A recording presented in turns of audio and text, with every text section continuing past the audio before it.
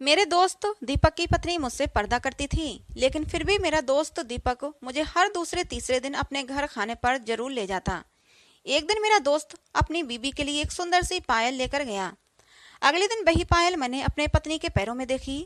मुझे कुछ शक हुआ, तो मैं अचानक से दीपक के घर गया। वहां जो देखा तो मेरे सिर पर आसमान गिर पड़ा, क्योंकि वहां तो मेरी बीबी।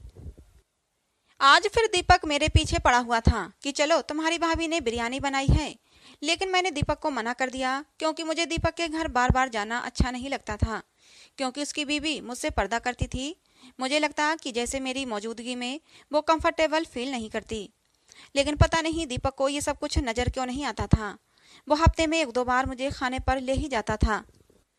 मेरे मना करने पर दीपक कहने लगा, क्यों यार, आखिर कोई वजह तो होगी, तुम क्यों नहीं जाना चाहते? तुम जरूर भाभी की वजह से जाना नहीं चाहते। तुम्हें भाभी से मिलने की जल्दी होगी ना।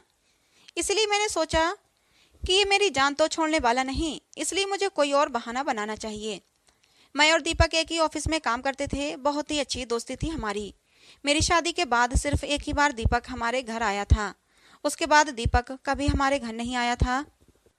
दीपक की बात सुनकर मैंने सर नामे हिला दिया और कहा, नहीं यार, ऐसी बात नहीं है।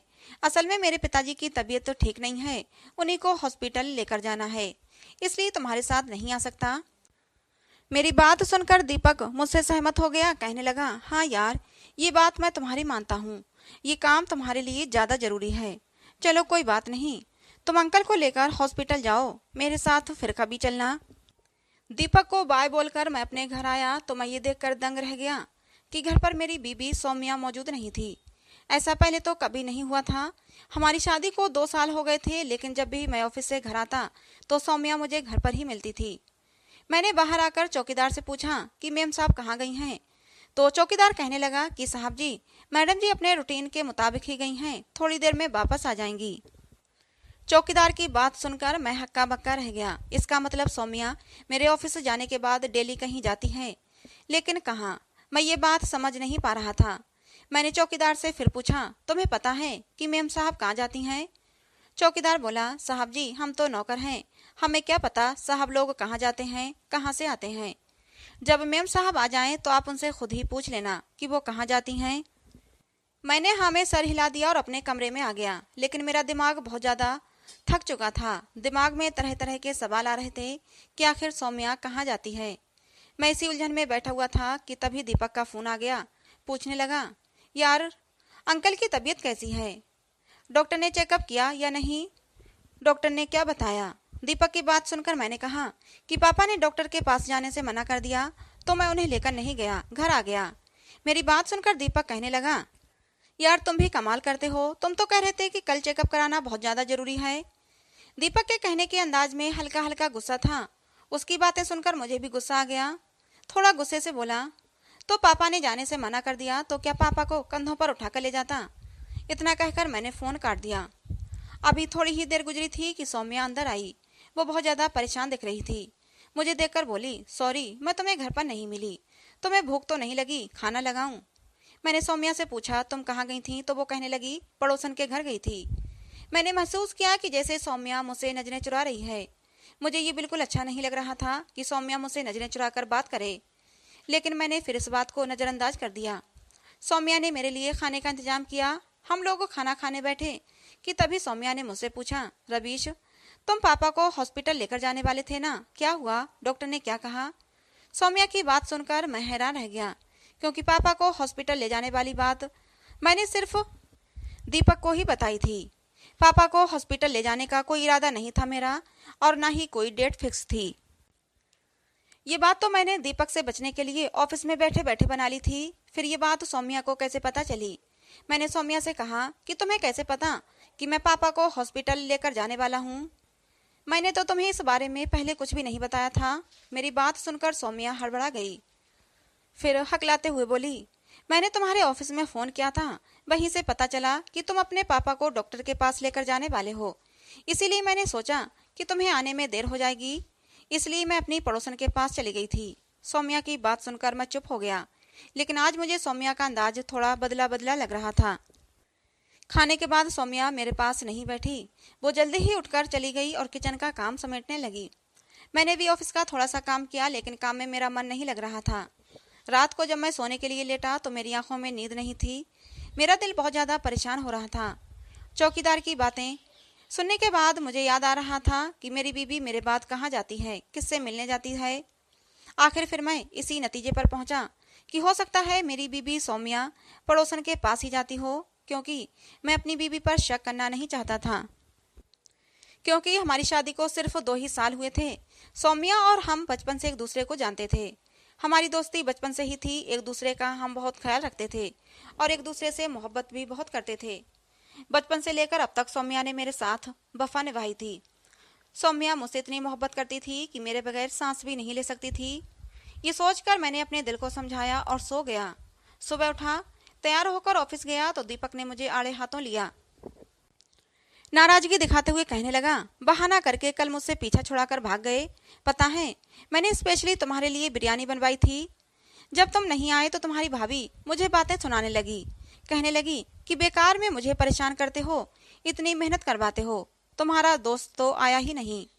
मैंने कहा, यार दीपक, भाभी मुझसे पर्दा करती हैं, इसलिए मैं नहीं आया। जब मैं घर पर होता हूँ तो उन्हें अपना चेहरा छुपा कर रखना पड़ता है। उन्हें बहुत ज़्यादा तकलीफ होती होगी, इसलिए मैं उन्हें परेशान नहीं करना चाहता था। मेरी बात सुनकर दीपक बोला, अरे यार, ऐसी कोई बात नहीं है। मेरी बीवी सिर्फ तुमसे ही नहीं, जब मेरा भाई आता है तो उससे भी पर्दा करती है। तो क्या अपने भाई को घर बुलाना बंद कर दूं? मैंने कहा, नहीं यार, वो तुम्हारा भाई है, उसे घर पर बुलाना क्यों बंद कर दोगे? लेकिन मुझे अच्छा नहीं लगता कि मेरी वजह से तुम्हारे घर में लड़ाई झगड़े हों। मेरी बात सुनकर दीपक हंसने लगा। कहने लगा, अरे नहीं, मेरी बीबी ऐसी नहीं है। लगता है सौम्या भाभी को मेहमानों को आना पसंद नहीं है, इसीलिए तुम ऐसा कह रहे हो। मेरी बीबी तो कहती है कि दीपक, हमारे घर में जितना मेहमान आए उतना ही अच्छा है, क्योंकि मेहमान भगवान का रूप होते हैं। जब भी मेरे घर में मेहमान आते हैं तो मेरी बीबी बहुत ज़्यादा खुश हो जाती है और पूरे दिल से उनका स्वागत करती है।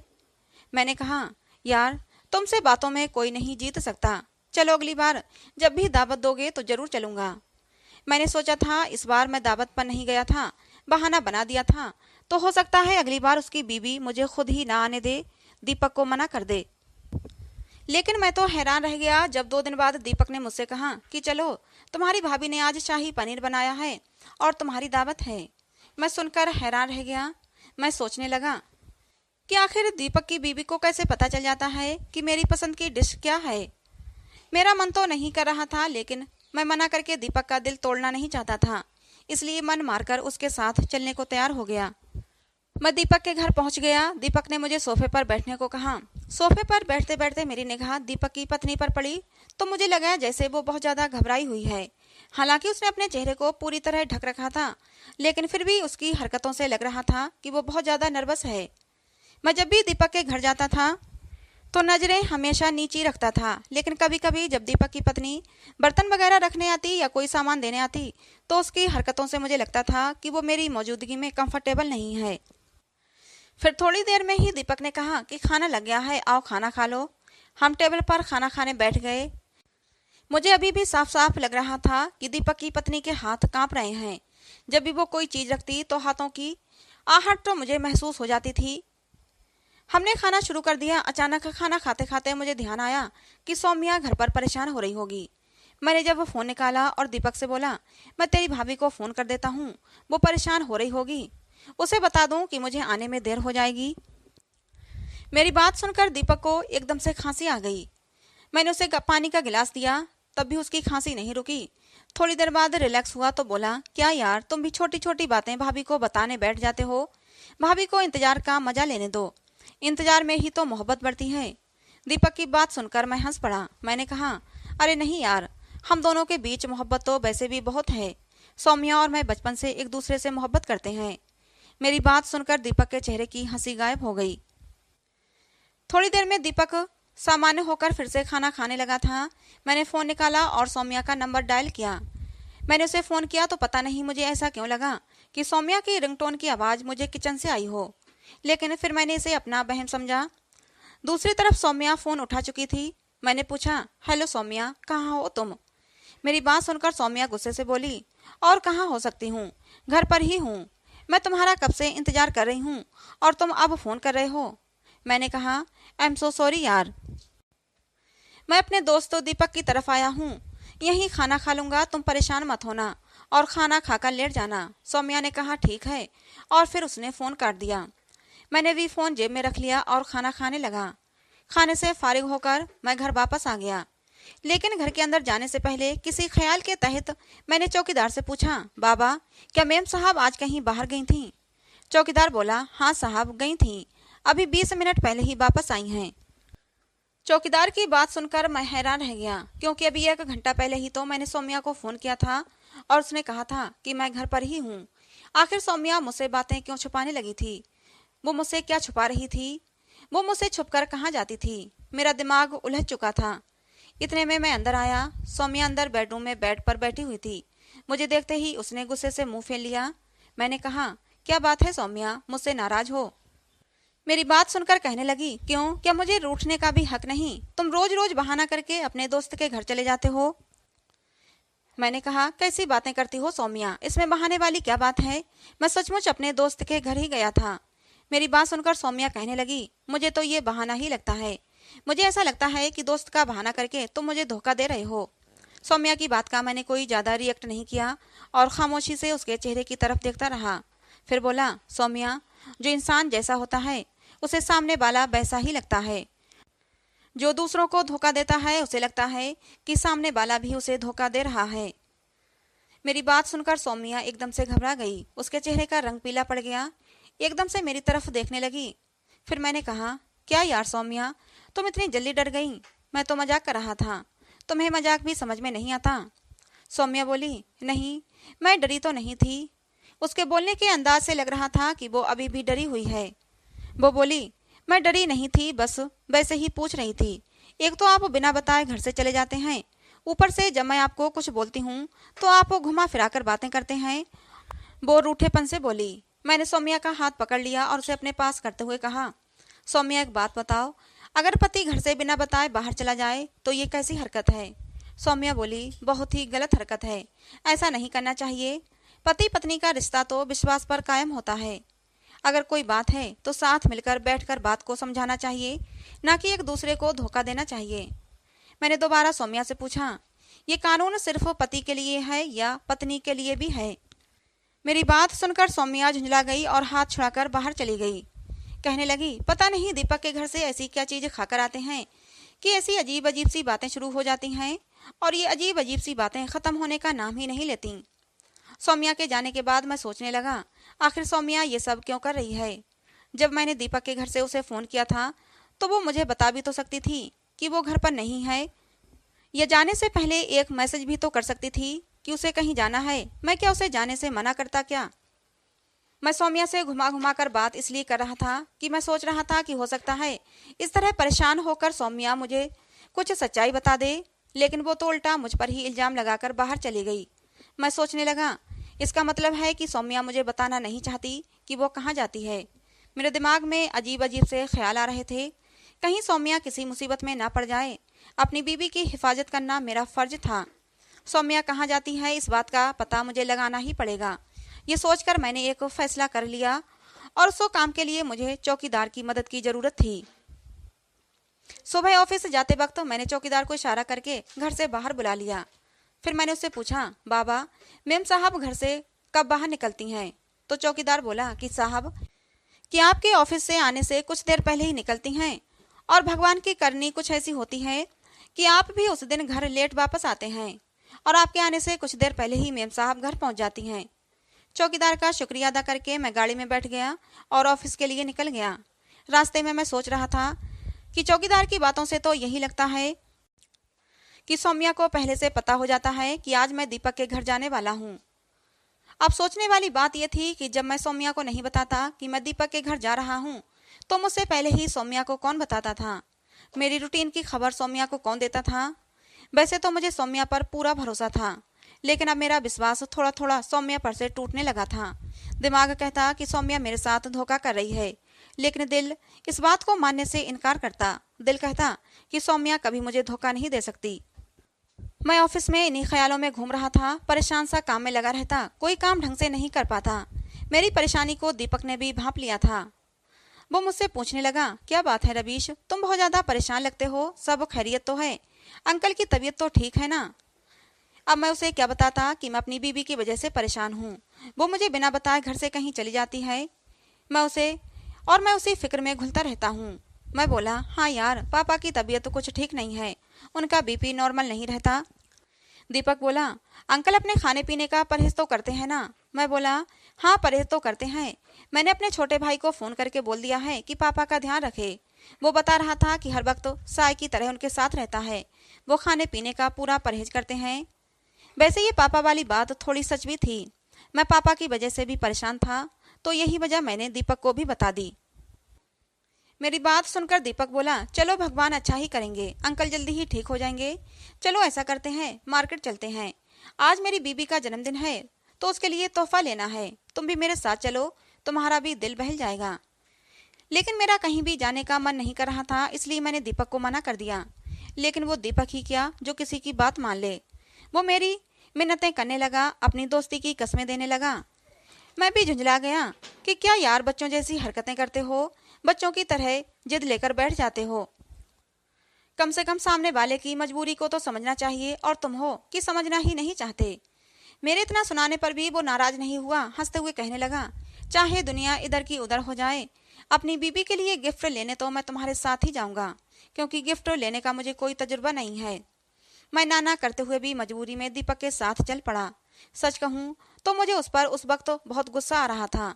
वो किसी की मजबूरी को समझता ही नहीं है, हमेशा जोंक की तरह चिपका रहता है। मैं उस दिन को कोसने लगा जब मैंने दीपक के साथ दोस्ती की थी। अजीब इंसान था, किसी के सुख दुख तकलीफ से उसे कोई मतलब ही नहीं था। वो चाहता था कि बस उसकी ही हंसी हंसी जाए।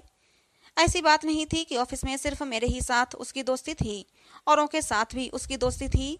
लेकिन हमेशा कहीं भी जाना होता तो वो मुझे ही घसीट कर ले जाता। मैं मन मारकर उसके साथ मार्केट चला आया। थोड़ी देर इधर उधर घूमने के बाद भी उसे कुछ पसंद नहीं आया। सामने ही एक ज्वेलर्स की शॉप थी, हम उस शॉप के अंदर चले गए। दीपक कहने लगा, मैं तुम्हारी भाभी को पायल गिफ्ट करना चाहता हूँ, तो तुम मेरी मदद करो कि कैसा डिजाइन मैं पसंद करूँ। मैं उससे छुटकारा पाना चाहता था, इसलिए मैं उसकी मदद करने लगा। थोड़ी देर में मेरी नज़र एक बहुत ही खूबसूरत सी पायल पर पड़ी। बहुत ही अच्छा यूनिक सा डिजाइन था, मेरे मन को भा गया। मैंने कहा, ये वाली पायल ले लो, भाभी को बहुत पसंद आएगी। दीपक ने पायल देखी और बोला, हाँ यार, पायल तो बहुत अच्छी है, तुम्हारी पसंद की दाद देनी पड़ेगी। फिर उसने वो पायल गिफ्ट पैक करा ली। हम घर वापस आए। आज सौम्या मुझे घर पर ही मिली। वो मुझे देखकर बहुत खुश हो गई। मुझे देखते ही उसने मुझे पानी का गिलास दिया। पानी पीकर मैं सोफे पर बैठ गया। वो भी मेरे पास आकर सोफे पर बैठ गई और मुझसे बातें करने लगी। लेकिन मैं बहुत ज्यादा परेशान था। कुछ दिनों से मैं खुश होना तो भूल ही गया था। मैं उसकी बातों का बस हूँ हाँ में जवाब दे रहा था। थोड़ी देर बाद इधर उधर की बातें करने के बाद सौम्या बोली, रबीस, दीपक के साथ तुम्हारी दोस्ती कैसे हुई और कब हुई? सौम्या की बात सुनकर मैं थोड़ा चौंक गया। मैंने ध्यान दिया कि सौम्या आजकल दीपक की बातें कुछ ज्यादा ही करने लगी थी। बात कहीं की भी हो, वो घुमा फिरा कर दीपक को बीच में ले आती थी और उसी की बातें करने लगती थी। मुझे थोड़ा अजीब तो लगता था कि वो क्यों दीपक में इतनी दिलचस्पी दिखाती है। उसने पूछा तो मैंने उसे बताना शुरू किया कि शादी के 1.5 साल बाद ही मेरी और दीपक की दोस्ती हो गई थी। ऑफिस में कई और भी उसके दोस्त हैं, लेकिन जब से उसकी दोस्ती मेरे साथ हुई है, उसने सबको पीछे छोड़ दिया है। वो हर वक्त मेरे पीछे ही पड़ा रहता है। कहीं भी जाना हो मुझे ही घसीट कर साथ ले जाता है। मेरे साथ जोंक की तरह चिपका रहता है। मुझे अपने घर दावत पर बुलाता है। हालांकि उसकी बीवी मुझसे पर्दा करती है, तो मुझे उसके घर जाना अच्छा नहीं लगता, लेकिन वो जबरदस्ती मुझे अपने घर ले जाता है। अजीब इंसान है। मैं तो उसकी दोस्ती से तंग आ गया हूँ। मेरी बात सुनकर सौम्या बोली, किसी की मोहब्बत का यूं मजाक नहीं उड़ाते। पाक और सच्ची मोहब्बत तो भगवान की कृपा से मिलती है। फिर अचानक सौम्या ने मेरा हाथ पकड़ लिया और बोली, रबीश, एक बात पूछूं? अगर दीपक तुम्हें धोखा दे तो तुम्हें कैसा लगेगा? क्या तुम दीपक को कभी माफ कर पाओगे? सौम्या की बात सुनकर मेरे कान खड़े हो गए। मैंने कहा, कैसा धोखा? बिजनेस के मामले में या फिर निजी मामले में? सौम्या बोली, निजी मामले में। निजी मामले से क्या मतलब है? मैंने सौम्या का चेहरा देखा। सौम्या फिर बोली, निजी मामले से मतलब कोई चीज जो तुम्हें बहुत ज्यादा प्यारी हो, वो दीपक ले जाए, तुम्हारे हक पर डाका डाले, तो तुम्हें कैसा लगेगा? सौम्या की बातें सुनकर मेरे सर में हथौड़े पड़ने लगे थे। मेरा सर चकराने लगा। सौम्या और दीपक के कई सारे पजल थे जो आपस में मिल रहे थे। मैंने सौम्या से कहा, सौम्या, जो मेरी प्यारी चीज होगी, अगर वो मुझसे प्यार करती होगी तो कभी भी मुझे छोड़कर दीपक के पास नहीं जाएगी। मेरी बात सुनकर सौम्या बोली, नहीं रवीश, फिर भी मुझे बताओ, अगर तुम्हारी कोई प्यारी चीज दीपक के पास चली जाए तो तुम क्या करोगे? दीपक के साथ दोस्ती तोड़ दोगे या फिर उसे नुकसान पहुंचाने की कोशिश करोगे? सौम्या की बात सुनकर मैं चकरा गया। मैंने सौम्या को डांटते हुए कहा कि क्या बेकार की बातें लेकर बैठ गई हो। मेरी बातें सुनकर सौम्या थोड़ी उदास हो गई, लेकिन मेरी बातें सुनकर और मेरे तेवर देखकर वो किचन में चली गई। सौम्या के जाने के बाद मैं सोच विचार में गुम हो गया। मैं चाहता था कि ये सारा मामला खुलकर सामने आ जाए। मैं सारे राज को जानने के लिए बेचैन होने लगा और इससे पर्दा उठाने के लिए बेचैन होने लगा। अपने मन ही मन में मैं सोचने लगा, अगर पर्दा उठाने के लिए मुझे सौम्या पर सख्ती करना पड़े तो उसे करने से भी मैं बाज नहीं आऊंगा। लेकिन कुदरत ने यह मौका मुझे अगले दिन ही दे दिया। अगले दिन जब मैं ऑफिस से घर आया तो सौम्या वही पायल पहने घूम रही थी जो पायल उस दिन दीपक मेरे साथ मार्केट से लेकर आया था। सौम्या के पैरों में वो पायल देखकर मैं चकरा गया। खुद को नॉर्मल करते हुए मैंने सौम्या से पूछा, सौम्या, ये पायल तुम्हारे पैरों में बहुत अच्छी लग रही है, कहाँ से खरीदी? मैंने बस वो बहुत ही सरसरी सा पूछा था जिससे कि उसे शक ना हो। मेरी बात सुनकर वो मुस्कुरा दी और कहने लगी, जब तुम ऑफिस चले जाते हो तो मैं अपनी उसी दोस्त के घर जाती हूँ जिसके बारे में मैंने उस दिन तुम्हें बताया था। ये पायल मुझे उसी ने दी है। मैंने हाँ में सिर हिला दिया और अपने प्लान के बारे में सोचने लगा। अब आगे मुझे क्या करना है वो मुझे खूब पता था। अगले दिन मैं ऑफिस गया तो मैंने दीपक से कहा, दीपक, मैं तुम्हारे घर खाने पर आऊंगा। दीपक खुश हो गया और उसने अपनी बीवी को फोन कर दिया कि कुछ अच्छा बनाकर रखे। छुट्टी होने से आधा घंटा पहले मैं दीपक से छुपकर दीपक के घर की तरफ चल दिया। दीपक के घर पर पहुंचकर मैंने अचानक से दरवाजा खोल दिया और सामने का मंजर देखकर मेरे पैरों तले से जमीन सरक गई, क्योंकि सामने ही सोफे पर मेरी बीबी सौम्या बैठी हुई थी। सौम्या मुझे देखकर थर थर कांपने लगी। मेरा गुस्से से बुरा हाल था। मैं चीखते हुए बोला, सौम्या, तुमने मेरे साथ इतना बड़ा धोखा क्यों किया? मेरे गुस्से से सौम्या थर थर कांप रही थी। रोते हुए मेरे कदमों में बैठ गई और कहने लगी, रवीश, पहले एक बार मेरी बात तो सुन लो, मैंने तुम्हें कोई धोखा नहीं दिया। मैं न चाहते हुए भी सौम्या की बात सुनने के लिए वहीं सोफे पर बैठ गया। सौम्या रोते हुए कह रही थी कि रवीश, तुम्हें तो पता है कि मेरी एक और जुड़वा बहन भी थी, उसका नाम सोफिया था। सौम्या तुमसे बहुत प्यार करती थी और ये बात उसने अपनी बहन सोफिया को भी बताई हुई थी। लेकिन पता नहीं क्यों सोफिया को कुछ दिनों से ये एहसास होने लगा था कि सौम्या वो उससे कुछ बातें छुपाने लगी है। सोफिया ने उससे पूछा भी लेकिन उसने टाल दिया। फिर एक दिन तुम्हारी और सौम्या की मंगनी तय हो गई। मंगनी के दिन भी सौम्या खुश नहीं थी। सोफिया ने उसे लाखों पूछने की कोशिश की लेकिन उसने कुछ नहीं बताया। फिर शादी का दिन भी आ गया। शादी के दिन भी सौम्या चुप चुप सी थी और फिर वही हुआ जो नहीं होना चाहिए था। सौम्या घर छोड़कर भाग गई और वो अपने पीछे एक खत छोड़ गई थी जिसमें लिखा था कि वो किसी और लड़के से प्यार करती है और उसी के साथ जा रही है और उसी के साथ शादी करेगी। मेरे माँ बाप सोफिया के पास गए और कहने लगे, सोफिया, अब तुम ही हमारी इज्जत बचा सकती हो। तुम सौम्या बनकर मंडप में बैठ जाओ और अभी इसके साथ शादी कर लो। और इस तरह अपने माँ बाप की इज्जत को बचाने के लिए मुझे यानी कि सोफिया को सौम्या बनकर तुमसे शादी करनी पड़ी। मैं अपने माँ बाप से बहुत प्यार करती थी और उनकी इज्जत को उछलता हुआ नहीं देख सकती थी, इसलिए मुझे सोफिया से सौम्या बनना पड़ा। बाद में मेरे माँ बाप ने सबको ये कह दिया कि सोफिया की हार्ट अटैक आने से मौत हो गई है। मेरी कोई गलती नहीं थी लेकिन फिर भी मुझे मार दिया गया, सिर्फ अपनी इज्जत बचाने के लिए। रवीश, जिसे तुम अपनी सौम्या समझते हो वो तुम्हारी सौम्या नहीं बल्कि वो सोफिया है। तुम्हारी सौम्या तो शादी वाले दिन ही तुम्हें छोड़कर भाग गई थी। तब से मैं ही तुम्हारे साथ सौम्या बनकर रह रही हूँ। उस दिन जब दीपक को हमारे घर तुमने दावत पर बुलाया था तो मैंने उसे पहली बार देखा था। मैं उसे पहचान नहीं पाई थी लेकिन मेरी और सौम्या की शक्ल एक जैसी थी, इसलिए दीपक मुझे पहचान गया था। क्योंकि सौम्या ने दीपक से ही शादी की थी। उसने घर जाकर सौम्या को मेरे बारे में बताया। फिर सौम्या ने मुझे कॉल की थी। सौम्या और मैं एक दूसरे से राब्ते में आ चुके थे। हम दोनों बहनें आपस में बातें कर लेते थे, इसीलिए दीपक तुम्हें जबरदस्ती खाने पर ले जाता जिससे कि हम दोनों बहनें आपस में मिल सकें। तुम लोग बाहर खाना खा रहे होते थे, तब तक मैं और सौम्या अंदर कमरे में बैठे आपस में बातें करते थे। तुम्हारे जाने से पहले ही मैं निकल लेती थी और तुम्हारे से पहले ही मैं घर पहुंच जाती थी। मैं आपके ऑफिस टाइम पर कभी भी घर से बाहर नहीं निकलती थी, क्योंकि अगर आप मेरे पीछे से घर आ जाते तो आप मुझ पर शक करते और फिर मैं आपको क्या जवाब देती। जब आपको दीपक के घर जाना होता था तभी सौम्या मुझे कॉल करती थी, मुझे अपने घर बुलाती, फिर मैं सौम्या के घर चली जाती। उधर दीपक आपको घर ले आता, आप दीपक से बातों में लगे रहते और मुझे मेरी बहन से मिलना हो जाता था। इतनी ही देर में सौम्या भी एक कमरे से निकलकर आ गई थी। वो भी रोती हुई मेरे सामने बैठ गई और कहने लगी, प्लीज रवीश, मुझे माफ कर दो। मुझे दीपक से मोहब्बत हो गई थी, इसलिए मैं उस दिन घर से भाग गई थी। इसीलिए मैंने तुम्हारे साथ शादी नहीं की थी। अगर मैं दीपक से मोहब्बत करते हुए भी तुम्हारे साथ शादी कर लेती तो ये तुम्हारे साथ बहुत बड़ा धोखा होता। मोहब्बत तो मैं दीपक से करती और शादी तुम्हारे साथ करती, ये मुझे बिल्कुल भी गवारा नहीं था। इसलिए मैं उस दिन घर से भाग गई थी। सोफिया के रूप में तुम्हें बहुत ही अच्छी बीवी मिली है, प्लीज मेरे किए की सजा उसे मत देना। मैंने सोफिया का हाथ पकड़ा और उसे घर ले आया। मैंने सौम्या से और दीपक से बातचीत करना बंद कर दिया। मैं उन लोगों से नाराज हूँ, उन लोगों ने मुझे धोखे में रखा। मैं सोफिया से नाराज नहीं हूँ, क्योंकि उसके साथ तो वैसे भी गलत हुआ था। सोफिया मुझे हर वक्त समझाती कि सौम्या को और दीपक को माफ कर दो और उनसे सुलह कर लो, लेकिन मैंने अब तक सौम्या को और दीपक को माफ नहीं किया है और ना ही उनसे कोई बातचीत की है। सौम्या की मुझे रोज कॉल आती है, दीपक भी मुझे रोज कॉल करता है, ऑफिस में भी मुलाकात होती है तो मैं उससे बचकर निकल जाता हूँ। अब आप लोग ही बताइए, क्या मुझे सौम्या और दीपक को माफ कर देना चाहिए? क्या मुझे उनसे बातचीत शुरू कर देना चाहिए? जो सौम्या और दीपक ने मेरे साथ किया वो सही किया या गलत? अपनी राय कमेंट बॉक्स में जरूर देना। तो दोस्तों, आपको हमारी ये कहानी कैसी लगी कमेंट बॉक्स में जरूर बताना। कहानी पसंद आई हो तो प्लीज लाइक करना। ऐसी और कहानियों के लिए हमारे चैनल को सब्सक्राइब करना। कहानी को अंत तक सुनने के लिए आप लोगों का बहुत बहुत धन्यवाद। मिलते हैं दोस्तों अगली किसी नई कहानी में।